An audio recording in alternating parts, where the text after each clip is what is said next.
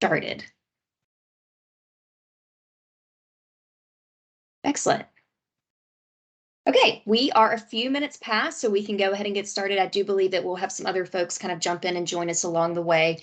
Welcome, welcome, everyone. My name is Erica Atzenhofer. I am the Human Trafficking Unit Supervisor here with CJCC. We are excited to welcome you to yet another Conversations with an Expert, and specifically taking a look at the Survivors First Act and hearing from Susan Coppedge on some of those intricacies of the law, specifically now that there have been a few amendments to the law. So really excited to hear some of that content today. Susan, thanks so much for being present. Susan has partnered with CJCC on a few other projects in the past, including our labor trafficking report or our labor trafficking roundtable, and that report that was birthed from that roundtable. So thankful for the partnership that we have with you, Susan, and really excited for you to be here with us today and be able to kind of enlighten us on a little bit about this law and how important it is for providers as well as for survivors to kind of know what's going on here in Georgia. So a few housekeeping things, guys, before we get started. Again, please do keep yourselves on mute unless you are a presenter. I will be sharing my screen temporarily and then tossing it over to Susan so she can share her screen. We will kind of move through the presentation, but still leave some time there at the end for a Q&A. We will be monitoring the chat. Please do not unmute yourselves to ask questions during the presentation. We will be holding questions until the end, just to kind of keep things running smoothly. And then also toward the end, we have a few more housekeeping items such as the certificate as well as the survey, but we'll cover that toward the end. So just wanted to make sure that I was kind of going over some of those things. As you all know, and or have seen through the registration, this is being brought to you by Work Group 1, which has a focus on community awareness and education through the statewide Human Trafficking Task Force, which CJCC helps to oversee that initiative and coordinate all of those efforts.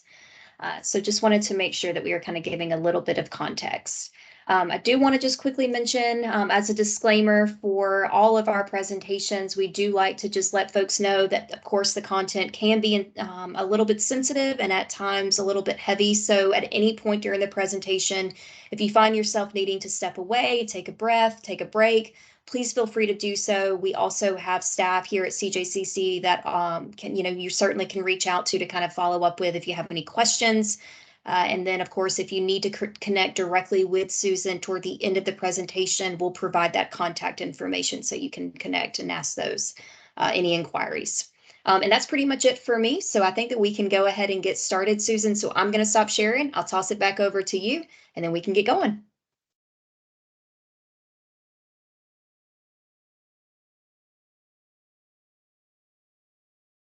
And also, oh, Susan, you are actually still muted, but before you do get started, I just saw that you were still muted. And actually, before you get started, I'd like to just read your bio quickly so folks have a little bit of contextual understanding of who you are and some of the accomplishments that you've had. So as I mentioned, Susan is a retired ambassador. She is the executive director currently of Georgia Legal Services Program, which provides access to justice and opportunities out of poverty for Georgians throughout the state, particularly those with low incomes, the elderly, and those in rural areas. GLSP has 10 statewide offices where individuals can obtain free legal services in the areas of family law, housing, access to public benefits, eviction prevention, farm worker rights, and access to education, among others. Previously, Susan was nominated by President Obama and confirmed by the U.S. Senate as the ambassador at large for the Office to Monitor and Combat Trafficking in Persons at the United States Department of State, serving from 2015 to 2017. Susan also served for 15 years as an assistant U.S. attorney in the Northern District of Georgia, focusing on investigating and prosecuting human trafficking cases, including indicting 49 traffickers and assisting over 93 victims. Her advocacy on behalf of survivors of trafficking is ongoing. Ambassador Coppedge began her legal career clerking for the then Chief Judge William C. O'Kelly in the Northern District of Georgia, then entered the Department of Justice Environment and Natural Resources Division through the Honors Program. A native of Dalton, Georgia, Ambassador Coppedge obtained her undergraduate degree from Duke University, magna cum laude, with her law degree with distinction from Stanford University. So quite the impressive resume and CV. Susan. And like I said, we're so grateful that you're here with us today and able to kind of enlighten us a little bit more on the law. So again, now I'll turn it over to you. And if you're unmuted, we're ready to rock and roll.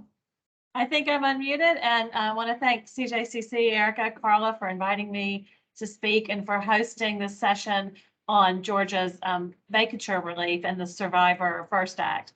I know I'm already speaking to a group of experts in this area and a very knowledgeable audience, some of whom might be hearing Susan Coppedge round 2, 3, or even have worked with me in the past on matters. So I hope that this is all new for all of us today with respect to the Survivor First Act. So I'm not going to teach this group what the human trafficking law is in Georgia because I know that the group is aware of it, but I want to highlight a couple of things. One is that we keep amending the law, and that's a good thing. It's good because we recognize there are areas we weren't addressing or we weren't addressing in the best practices way we needed to. And so these modifications keep pulling us forward as our understanding grows with respect to the crime of trafficking and those who are victimized by it and their needs. I also want to point out, having been a former federal prosecutor, that it's a very generous law to law enforcement in that it has all these different means of committing the crime, the verbs in the prosecutor's toolbox.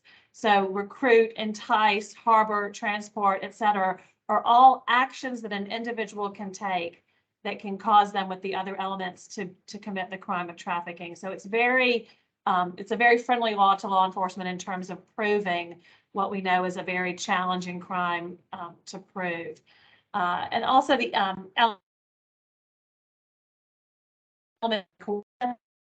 crime. Georgia's also got very generous law with respect to how fraud and coercion are defined. And these are some of those modifications, and there's some modifications that came through case law. But all of this just means that Georgia's on the right track to protecting survivors and to incarcerating those who commit these crimes. But it's just not the criminalization of trafficking that is enough. Survivors encounter the legal system while they're being trafficked. And there was a study from the Urban Institute in DC that US citizens who are sex trafficked have 72% of them encounter the criminal legal system. And encounter is just a fancy way of saying they get arrested and they get charged with crimes. Crimes that they commit as a direct result of being trafficked or while being trafficked. This group, it can intuitively understand why labor trafficking survivors perhaps wouldn't encounter the criminal justice system as much. And when they do, it's particularly around immigration violations.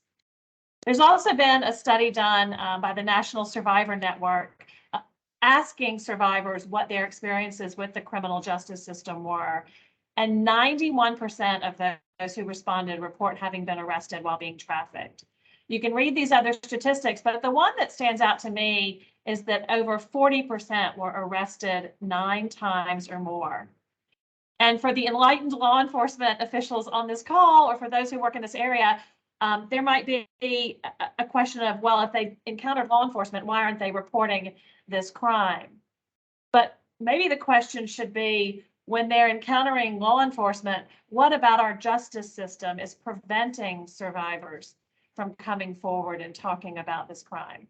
Certainly part of it is the coercion and the fear of the trafficker, but what can we in our justice system and with our laws and with our understanding of the trauma associated with this crime, what can we do better so that someone who encounters what most of society views as a friendly official who can help someone in need, why are they not reporting this when they encounter the criminal justice system 9 times or more?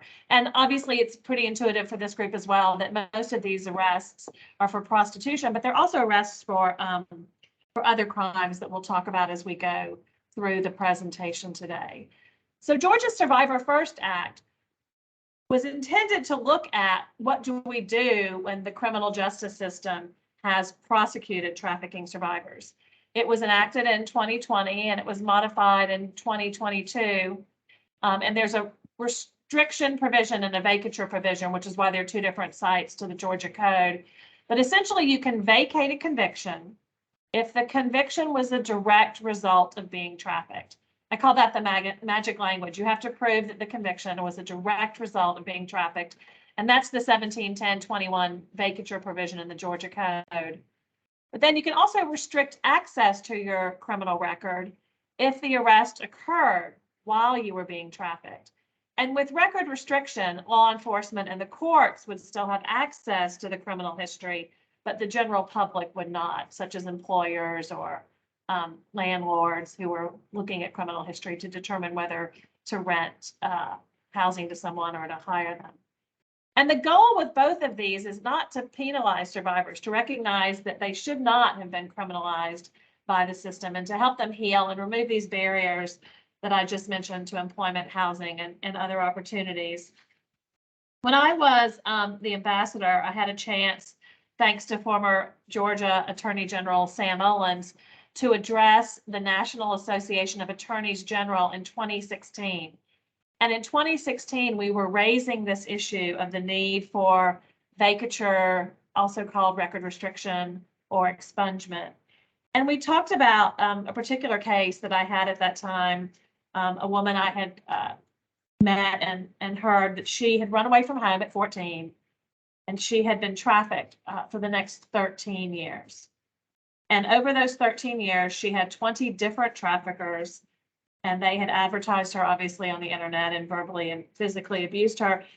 But during that time of being trafficked, during those 13 horrific years, she was convicted herself of 52 offenses, mostly prostitution, but also theft and using a false ID. And so I'll call her Nina. Nina is the reason why states like Georgia have begun to enact these vacatur laws, and why they're so important to clearing a history, a criminal history that survivors of trafficking should not have. And Georgia's law came about through the First Lady Marty Kemp's Grace Commission, and importantly with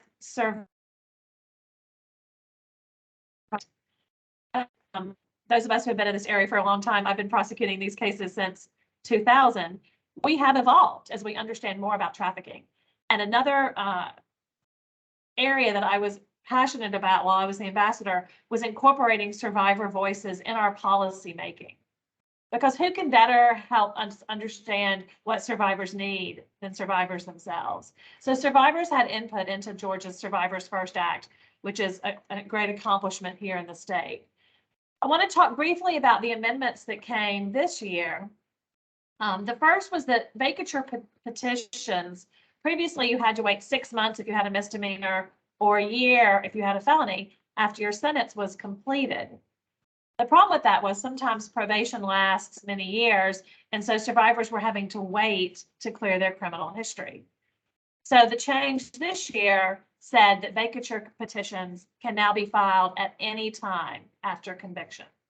And we'll talk more about what that amazing language does to open up this area to really assisting survivors at any time after conviction.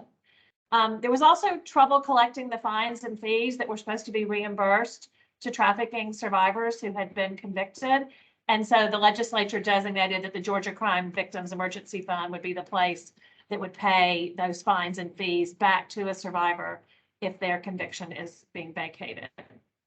So what the Survivor First Act does, though, is just address post-conviction relief. You can see that from the provisions on this slide. Georgia law currently does not have a trafficking affirmative defense, and that's kind of the next ground that some states are looking at as to what else can be done to assist survivors. So in Georgia at this time, a survivor who is indicted and prosecuted for a crime committed as a direct result of being trafficked cannot claim that as a defense, cannot claim trafficking as a defense. And affirmative defenses, we all know what those are in the legal world. They're self-defense. Georgia even has an involuntary intoxication affirmative defense. It's just putting forward facts that show you weren't able to consciously commit the crime at that time, or you had a valid reason, such as the self-defense or duress, for doing that. The problem with the self-defense and duress in trafficking cases is that most state laws require that to be an imminent threat, and not all trafficking crimes are committed as a direct result of an imminent threat. So, I'm sorry, not all crimes committed by people being trafficked are committed as a result of an imminent threat. So this is just an area that I highlight where Georgia is not addressing arrested and prosecuted survivors, but ones who have a conviction already. I'm going to stop sharing my screen at this time, and hopefully we'll queue up a video from the First Lady and AG Carr, who have been so supportive of survivor voices and the needs of survivors in the criminal justice system. So my colleague Mitzi Sharp-Petro here at Georgia Legal Services has that video for us. So Mitzi, whenever you are sharing the screen, because we can't hear the audio right now. So as soon as you click share screen, it should give you the option right there at the top to include computer sound, and you just hit that button and that will allow us to hear the sound from the video. Already did that. We're going to restart it and try again. Okay. Yeah, so it's just that one button at the top, and then you can just click the first window that pops up under the word screen, and it should allow for the audio to come through.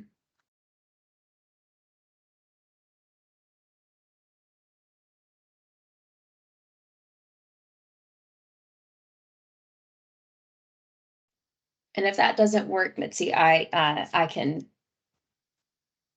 Once rescued, victims of human trafficking have an incredibly difficult road to both rehabilitation and reintegration into society.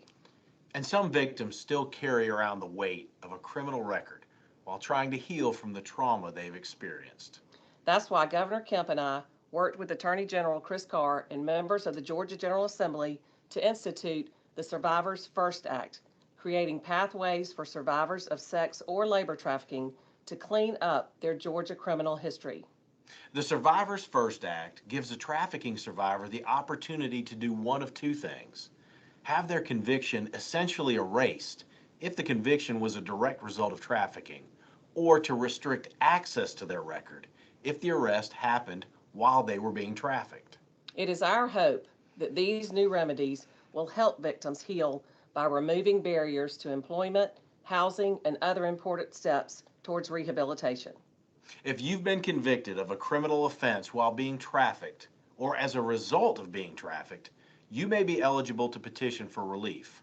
The forms you will need, as well as a list of resources, are provided at law.ga.gov.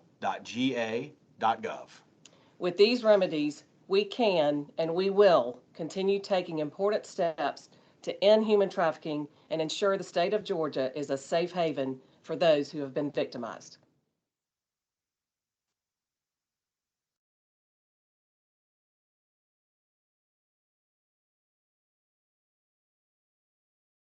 Now I'm going to go back to sharing my screen and continue with the presentation, but I thought it was important to hear from the individuals who were so instrumental in getting this passed.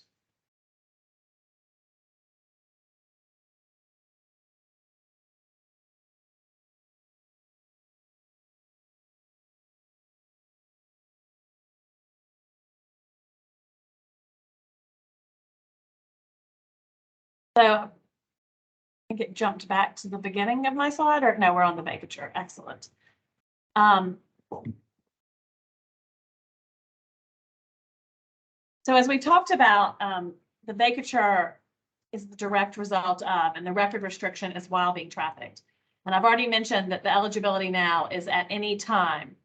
The other requirement is that a trafficking survivor does not have any outstanding warrants. As the Attorney General just indicated, the forms are on the website. And let me just cite the law itself. There also is the opportunity, it's permissive, it says may. So there's the opportunity to provide documentation of a defendant's prior status as a victim of an offense of trafficking. And this documentation can create a rebuttable presumption that the defendant was a victim. So what is this rebuttable presumption? It means that the burden then shifts to the state to show that the individual was not being trafficked and would not qualify for this. And those documents that can be submitted include an affidavit, a letter, sworn testimony from a variety of individuals, including clergy members, members of the medical profession, members of a victim services organization, certified, licensed, or registered professionals who assist with counseling, attorneys. It could even be a statement from the individual themselves. And then the law goes on and even says, if you don't have these affidavits, if you don't have the rebuttable presumption,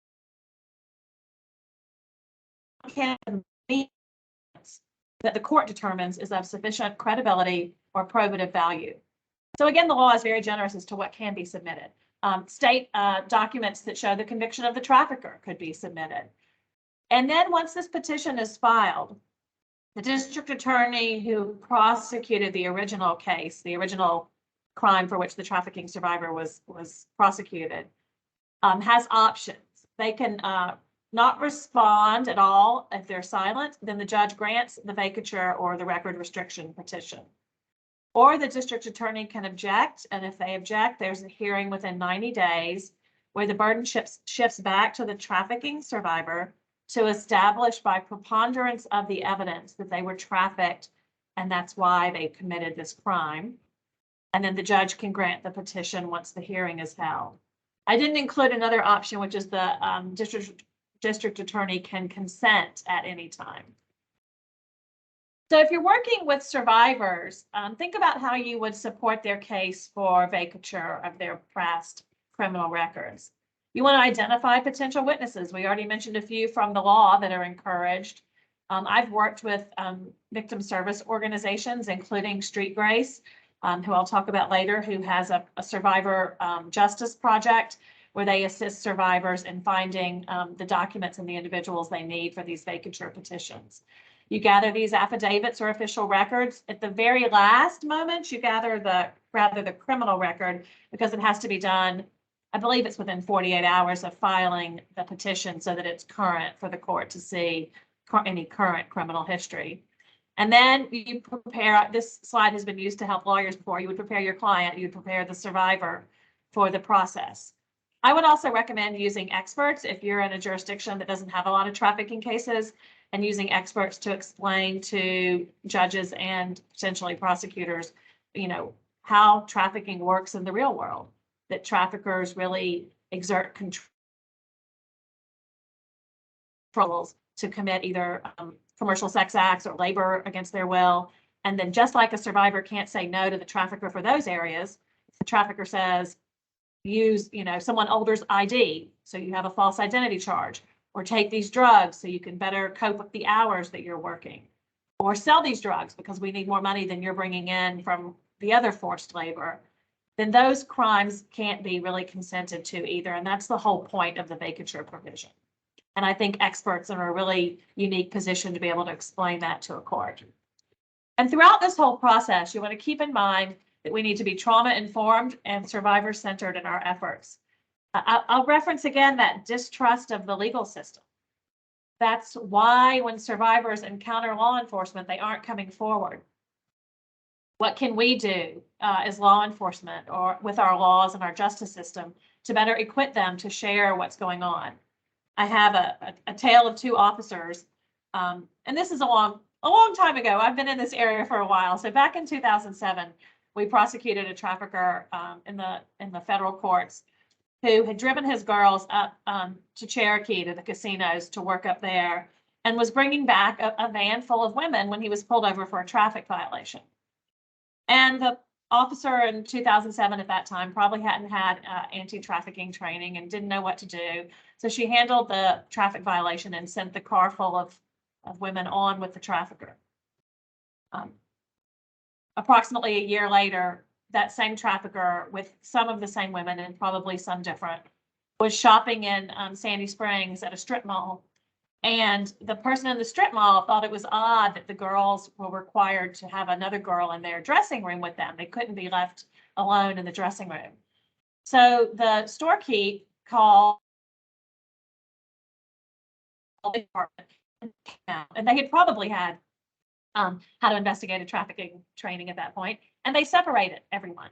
They separated the male who ended up being the trafficker from the 6 or 7 girls that were there. And they separated the girls from each other, because in that case, some of the girls were enforcers, and the other victims would not have felt free in speaking up. And some of them at that point were able to tell law enforcement that they needed to get away from this man. So again, this distrust of the legal system, people on this call understand that, but we might need to explain why trafficking survivors haven't come forward when they've encountered law enforcement to some judges who may not have had training or be familiar with these cases. Throughout the process, we want to empower survivors to make decisions and be engaged. We want to protect their confidentiality. So the Survivors First Act provides for these petitions to be filed under seal, so they're not seen by the general public, because that would defeat the purpose of protecting the survivors past from community scrutiny. We want to focus on facts, but we want to acknowledge that proceeding with a vacatur petition may trigger traumatic memories on behalf of the survivor. And it may be that a survivor doesn't want to go through the process. And again, we need to give the survivor agency and respect that. And then I always want to stress too that we need to keep in mind that changes in memory don't necessarily indicate that someone's not telling the truth, but it may be indicative of a trauma response where they just don't remember what happened during this very traumatic period. So just want to emphasize that as the law again evolves, we need to keep in mind that there is trauma here, and we need to focus on what the survivors are interested in accomplishing. So the guiding principles behind the law are, again, this group is an educated, I'm fortunate to be able to speak to y'all who understand what goes on in this area. And criminal record relief really corrects this wrong in the past where survivors were prosecuted for crimes they committed as a direct result of being trafficked. It's key to reducing the vulnerability and isolation, to reintegrating them into society, to allowing them to move on and not be held back by these past convictions that they didn't commit or committed while being trafficked. It's collaborative, it's interdisciplinary, it takes a whole team to work on this. And I'm thrilled to have trained individuals as part of the Street Grace Survivor Justice Act. Lawyers, prosecutors, and service providers have all been trained. But it's still challenging. And we've all heard in the media some cases outside of Georgia where murder or deaths occurred at the hands of trafficking survivors. In Tennessee at the time, the governor commuted a life sentence for Centoya Brown, who had been convicted while a juvenile. And just last week in the media was a 17-year-old who pled to involuntary manslaughter. She was given 5 years probation because the court recognized the trauma she had been through as a survivor and how that affected why she committed this crime. But the community uproar was around the Iowa statute mandated that the victim of a homicide his family be paid $150,000 in restitution. And so there was a GoFundMe campaign started, which raised more than the $150,000. And then the judge had to figure out if that money could be used to satisfy the restitution requirement. So these are tough cases.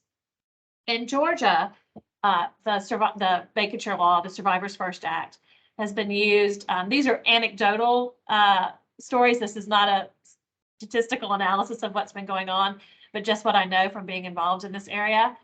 Survivors have cleared drug possession charges in some counties, obviously prostitution in many counties, and even a felony identity theft case in Gwinnett, where the DA actually sat down and spoke with the survivor before she agreed to vacate the past conviction. And then currently there's a case down in the South Georgia Judicial Circuit in Brady and Baker counties that might be the first where a DA is objecting, where a 17-year-old survivor pled guilty to trafficking another minor and also into enticing that same child for indecent purposes. But while she herself was being trafficked, she's in the middle of a little over midway through serving her 20-year sentence. But again, individuals on this call understand that traffickers use the current victim they have to recruit new victims, to even handle money. Or I've had cases where traffickers use the current victims to pass out condoms. And also just to normalize what's going on when we all know it isn't normal at all, to normalize commercial sex. But this 17-year-old in the South Georgia Circuit was sold to the very same men that her friend was also being sold to. So this is a case that's still pending, and we'll see what happens. But this is now something the Survivors First Act can address because the law provides that these vacatur petitions can be filed at any time, which would mean, of course, while a survivor is still serving a criminal sentence. It's important as we go through this and look at the laws. I've talked about the Street Grace Project, where we're training individuals, lawyers, to work pro bono, where we also are pursuing these survivor-informed policies, the state and those of us who put into effect the state's laws. And then also here at Georgia Legal Services, we also work in the records restriction area writ large, beyond just trafficking survivors, but we can help other citizens who have old felonies or first-time offenses, or even in Georgia can arrest, stay on your unless you move to restrict that. Doesn't have to just be a conviction. We are also working here with victims of the Operation Blooming Onion case, which is the labor trafficking case in South Georgia, helping survivors get T and U visas. And other things that survivors need are name changes sometimes, healthcare advance directives for their peace of mind with their families. And then they're often victims of consumer fraud too, such as identity theft. So these are just areas where we have worked and where we continue to work in Georgia, not just Georgia Legal Services, but I know everyone on this call and CJCC, to empower survivors and to respect them as they move through this healing process. So I am available now for questions if we want to switch to that. I think that we have time for that at this point.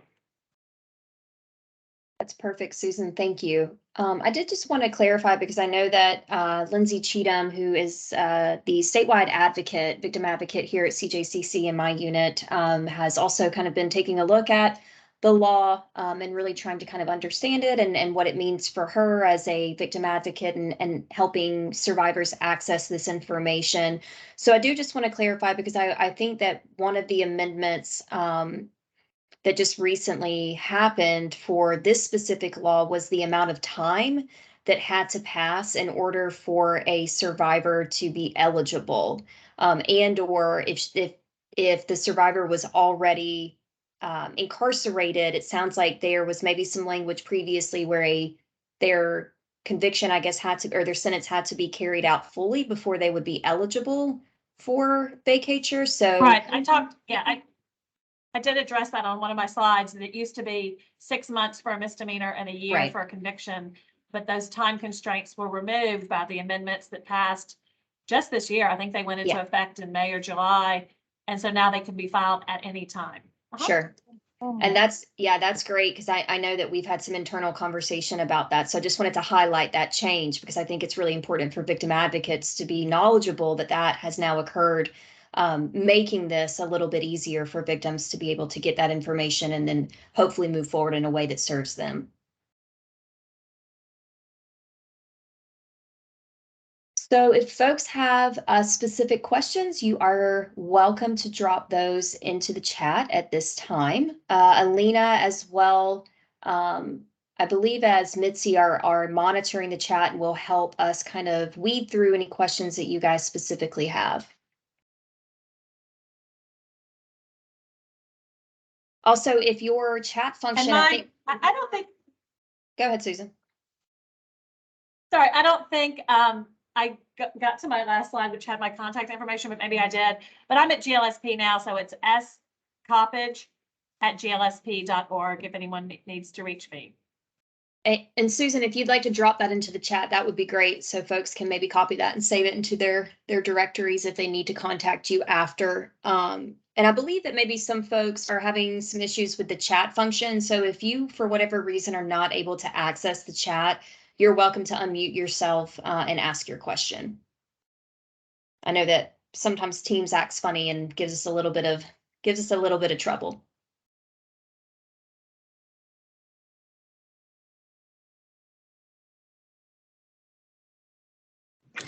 Susan, would you mind repeating your email address, please? I don't have access to the chat.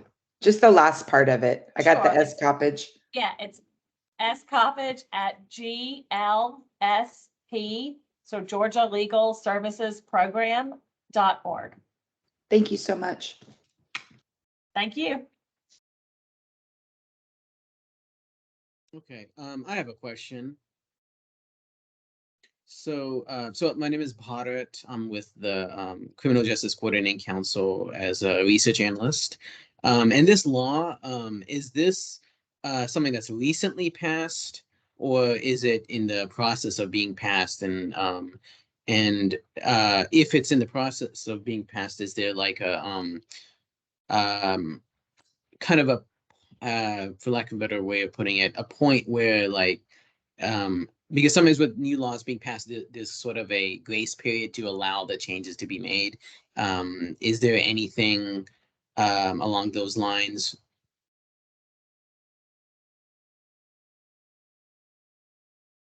Right, so the law has passed. It is effective immediately. And in lawyer speak, it's retroactive, meaning it's not just for crimes that are committed going forward from the date it was passed. It's for any crime committed as a direct result of or while being trafficked. There's no period of implementation. It's effective. And there are attorneys who are filing petitions under it as we speak. There was a question about how many pro bono attorneys are currently working as part of the network. I have been in conversations with pro bono attorneys from Jones Day and at Alston and Bird, but I don't know how many. My information is anecdotal, not statistical, but maybe somebody at CJCC wants to track how many petitions are being filed, because we don't actually know how great the need is for this, or how many survivors would want to be able to implement this this great law to clear up their records. Bobby, I believe you have a question. Yes, thank you so much for this presentation. We've been working, several people on this call, collaboratively for a victim right now who's incarcerated. And it totally sounds like this is going to be able to help her and her attorney. So my next question about that is, so she's been, who helps pay for the attorney? So she's had an attorney fighting for her case. Is there anything in there that the victim compensation, would any of that be able to use to help pay for that attorney, since she doesn't have the legal advocate that through y'all? Right. So right now, attorneys are doing this pro bono, which means they're doing it free of charge through some of the larger law firms in town. I have a case pro bono as well that I had before I started at GLSP that I'm finishing up.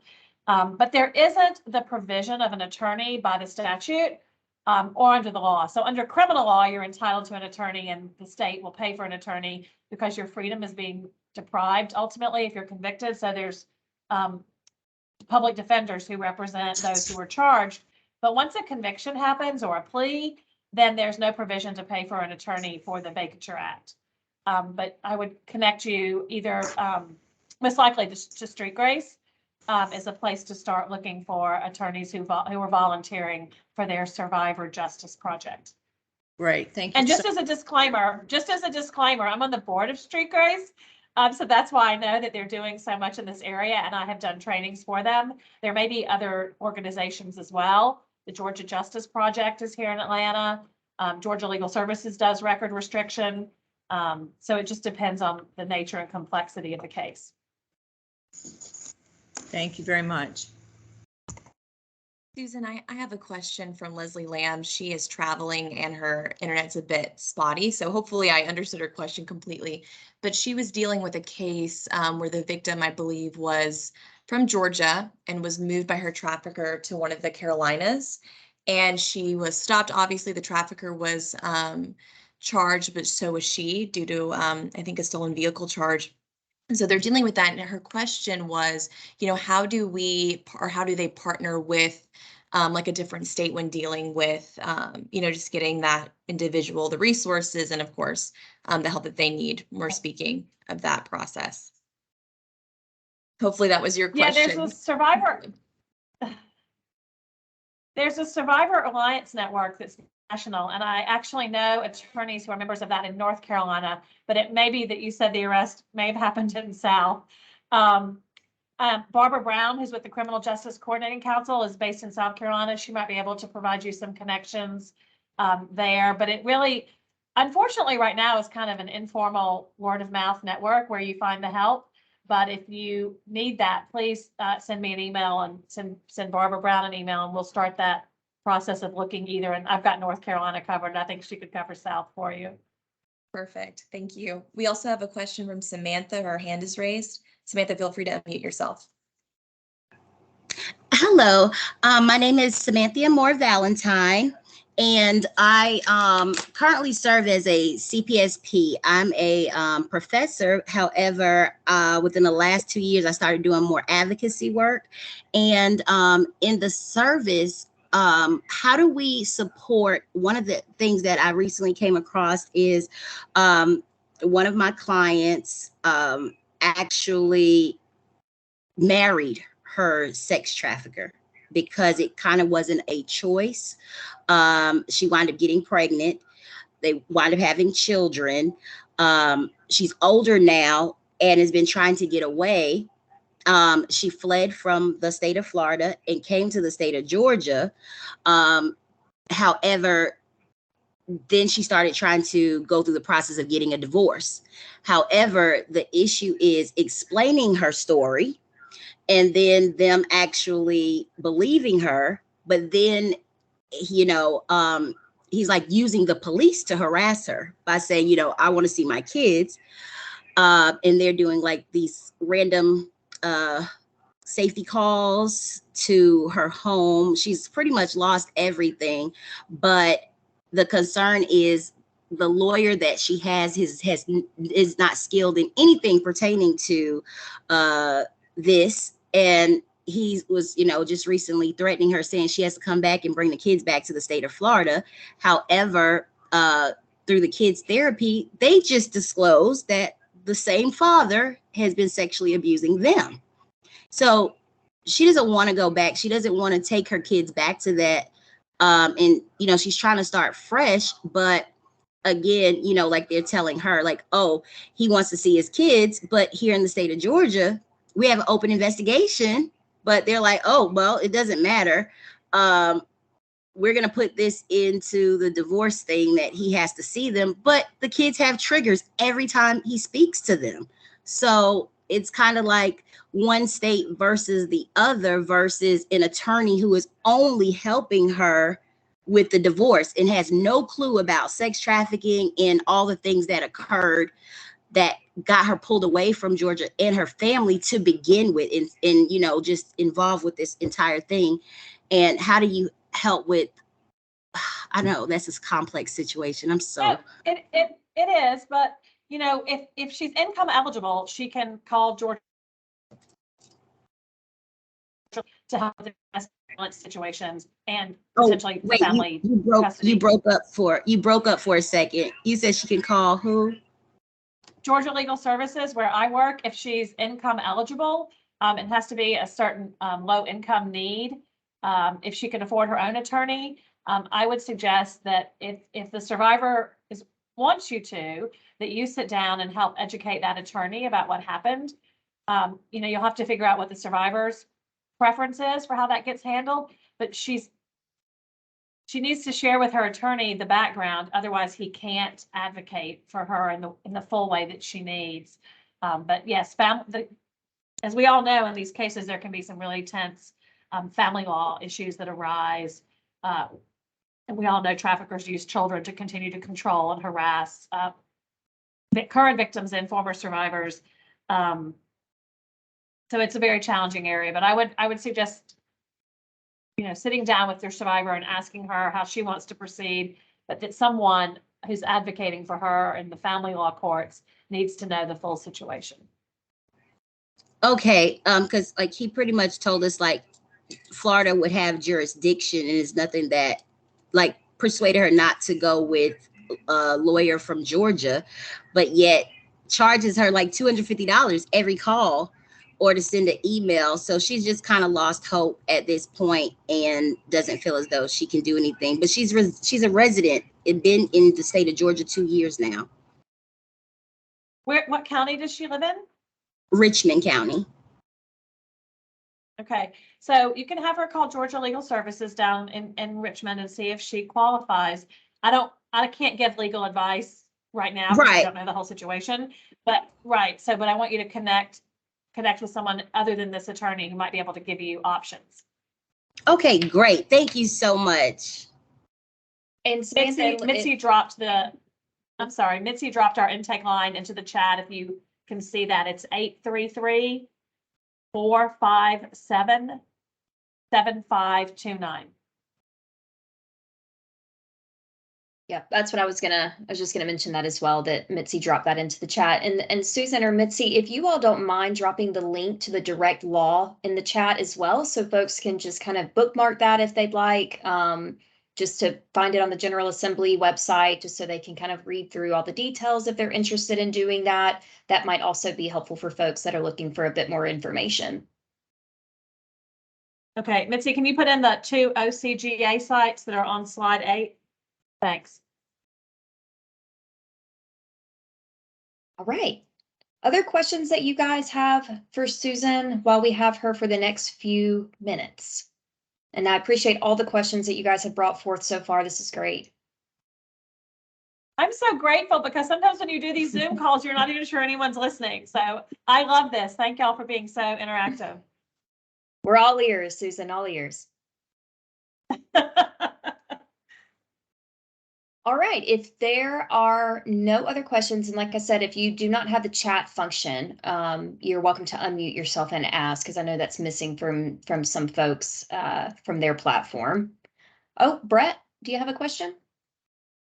Yes, ma'am. Hello. I am a child psychiatrist and often educate medical students and residents about human trafficking in healthcare setting.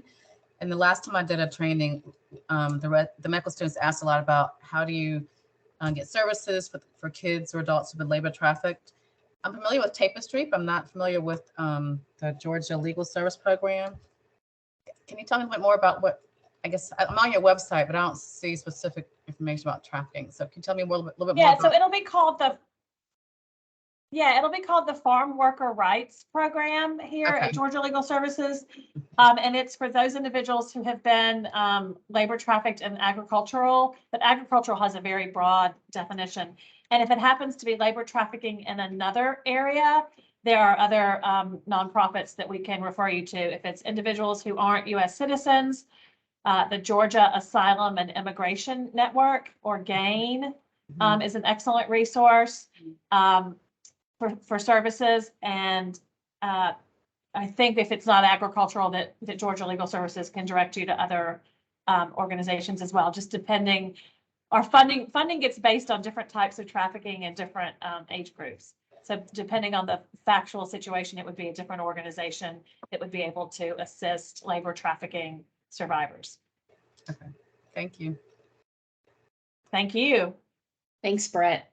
I really appreciate the question. Carla, you have your hand up as well. Are you about to do some housekeeping and wind up?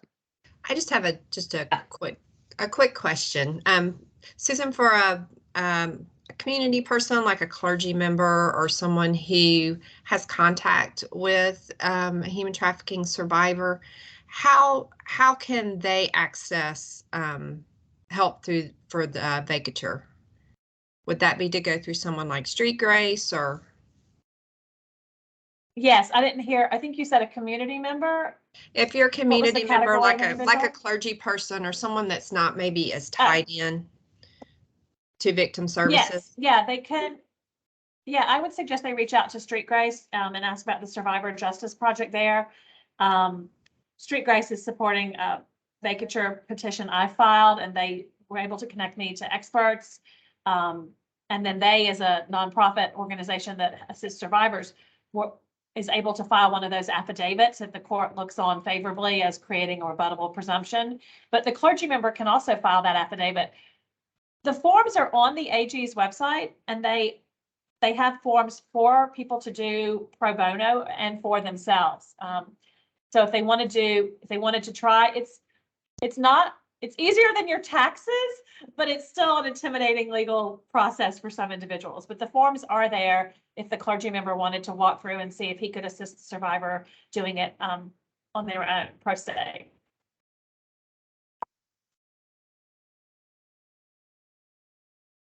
And Carla, if you're speaking, you're muted.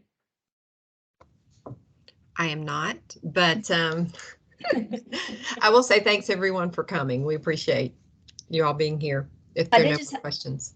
Yeah, I just had one last quick question before we kind of wrap up and adjourn. Susan, can you speak for just a minute about the importance and/or necessity of including in these cases and kind of moving through vacatur the involvement of an expert? So really being able to kind of bring in some folks that can speak to the trauma, that trauma bond, that oftentimes we see between traffickers and their victims. Yeah, I mean, I think we have the anti-trafficking community and those of us who work with survivors has come so far since I first started prosecuting these cases in 2000.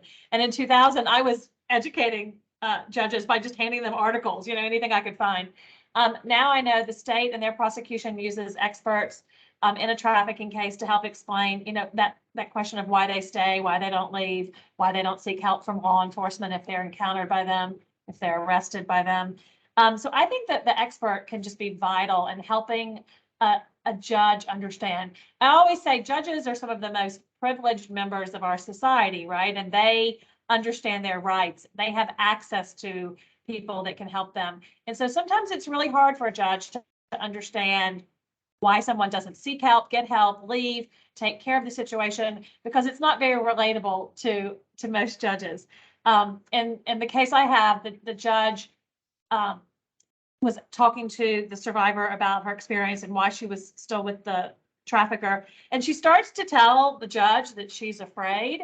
And the judge shuts her down and says, well, then why have you been shacking up with him? When everyone on this call knows that that's how trafficking works, but our judges still may not understand that. So it's really vital to have an expert come in and explain the trauma that takes over, the coercion, the subtle coercion, because it's not all as Hollywood predicts it with or portrays it with kidnappings and handcuffs. It's much more subtle than that. It's the fraud, it's the coercion. Again, the Georgia law is very broad on coercion. You can include things like mental capacity, drug use can be used to control someone. So the coercion is very expansive in Georgia. So I would certainly encourage you to use experts who can educate the judge if the district attorney objects. As I mentioned earlier, we haven't had, to my knowledge, more than one case where the district attorney has objected to the vacatur petition. So hopefully you won't get there, and the affidavits can help prevent hopefully needing to have a full-blown hearing, because the hearing is obviously going to re-traumatize the individual as well. Fantastic. Thanks, Susan, for that response. Barbara, you have a quick question? Yeah, I was just going to follow up with a comment that Susan made as far as expert witnesses. We've also, as former law enforcement, I've had to train and school state and federal prosecutors on the value of an expert, not only talking about the trauma, but that trauma is the reason that their stories change over a period of time, because we've had defense attorneys that would attack the witness on the stand because they changed their story multiple times over that year before the case was brought to prosecution. An expert can come in and explain why that happens. And we've had to, as law enforcement, explain that to the prosecutor as well as the judge, why we need that witness to come in. Great. Thanks so much, Barbara, for that addition. Really appreciate that insight. We are just a few minutes away from adjourning, so I quickly just wanted to kind of share again. Always we plug in our NHG GA website as well as the hotline number. So for those of you that may not be familiar, this is the phone tree that we have set up here in the state of Georgia that encompasses resources for all victims of both sex and labor at all ages. So I encourage you to browse around on the website if you have not already, kind of take a look at some of those resources that are available. Providers, community members, survivors, really anyone, other professions are welcome to, utilize the hotline at any time. And then also just my contact information for those of you that have any questions following up, please feel free to reach out. I'm happy to kind of field some of those questions and or directly connect you with Susan or any of her team if you have specific questions for Georgia Legal Services. I do want to quickly mention just a couple of housekeeping things as we wrap up. I just want to thank Susan so much for your time, for your and all that you have given us today. It's been extremely insightful. I know this has been a hot topic for a long time. So we're really thankful for you and really gathering this information and being able to kind of disseminate it to the masses. We have recorded this session, so we will Danielle Lewis, who is director of our communications department internally here at CJCC, will ensure that she has the link to upload this to our YouTube page. So for any colleagues or coworkers that you know that may be interested in viewing this session, they are welcome to go back and review the recording. And then also we're going to send a follow-up email with a survey. So as you guys know, if this is not your first time with joining us with Conversations with an Expert, we do like to kind of get a feel for what's working, what's not, how fruitful this is for folks, how, if any ways that we can improve it, please let us know all of that feedback, as well as the certificate. So for those of you that are interested in the certificate, Carla and or Alina, I don't know if you'd like to just speak to that just briefly before we wrap up. Yeah, Erica, I just dropped in that survey, like you just said, in the chat. If you all can please take a moment to provide us some feedback, but I'll be following up with that survey and also the certificate of attendance. And of course, don't hesitate to reach out if you're having trouble accessing that. Thank you. That's great. And Alina, if you don't mind dropping your information into the chat as well, your email address, that would be great. I want to give a big shout out to Work Group 1, to Carla and her leadership. This is another yet successful Conversations with an Expert. It's an easy way for our colleagues and partners across the state to grab a quick sandwich, sit down during their lunch break and just hear some more information through these kind of trainings and webinars. So we really, really appreciate Work Group 1 for putting this together and helping make this entire series so successful. We've gotten a lot of great feedback so far, that people are excited and really invested in a lot of the topics that we've been able to bring forth. So I just really want to give a shout out to the task force and all the work that you guys in Work Group 1 have been able to do around this. So thank you all so much. And I think that's it. Carla and Alina, if I'm missing anything, please feel free to unmute and chime in. Susan, again, thank you so much for being here, being present with us today. The information that you've presented is invaluable. So thank you so much. For anybody else that has questions or follow up, please feel free to reach out. You certainly can reach me via email. And if not me, then Alina, I know, is really invested in these Conversations with an Expert as well. And she can be able to assist, helping to field any questions. Carla, am I missing anything before we adjourn? I think that's it. And just want to thank everyone for being here. And thanks, Erica, for leading us as our moderator. And thank you, Susan, for being here as well. We appreciate your time. Absolutely. We will be having another series, I believe, next month. And so keep an eye out for those of you that have joined this Conversations with an Expert. We will be looking to host another one, I believe toward the end of October. So keep an eye out. We'll send out some of that information in the next few weeks, as well as the meeting link and invitation and all of that. So again, just thank you guys so much. It's been a pleasure. Susan, thanks again. And I look forward to seeing you all very soon. So take care, everybody.